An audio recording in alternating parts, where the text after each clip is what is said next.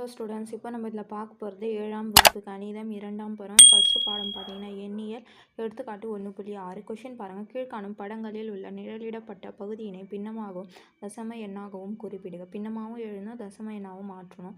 First படம் பாருங்கள். இது கட்டம் பார்த்திங்கன்னா 1 2 3 4 5 6 7 8 9 10. இந்த சைடு 10.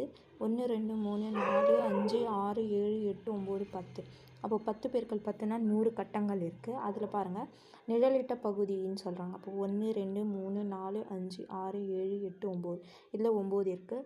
இதுலேயும் 100 கட்டம், இதுலேயும் 100 கட்டம் தான். இதில் பாருங்கள், இதில் 9 கட்டம் நிழலடிச்சிருக்காங்க. இதில் பாருங்கள் 1 2 3 4 5 6 7 8 9 10 11 12 13 14 15 16 17 18.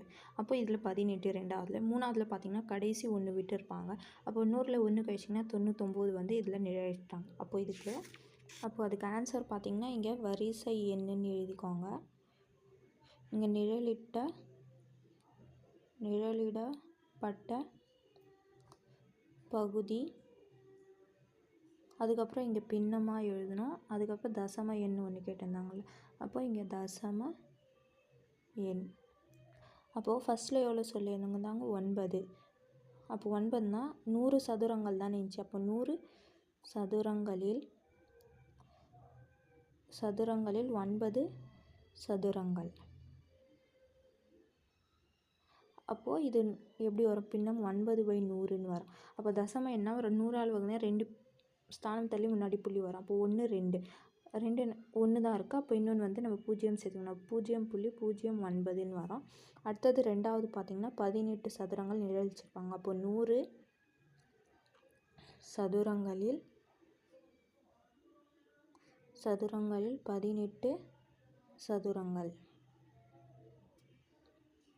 அப்போ இதுக்கு பின்னம் பார்த்திங்கன்னா 18/100ன்னு வரும். அப்போ 2 ஸ்தானம் தள்ளி முன்னாடி புள்ளி வரும். அப்போ 1 2 கரெக்டாக இருக்குங்க. அப்போது 0.18ன்னு வரும் இதுக்கு. அதுக்கப்புறம் மூணாவது பாருங்கள், 99 சதுரங்கள் நிழலிட்டாங்க. அப்போ 100 சதுரங்களில் 99 சதுரங்கள். அப்போ இது பார்த்திங்கன்னா 99/100ன்னு வரும். அப்போது இதுக்கு 2 ஸ்தானம் தள்ளி முன்னாடினா இது 1 இது 2. அப்போது 9 முன்னாடி புள்ளி வரும். 0.9.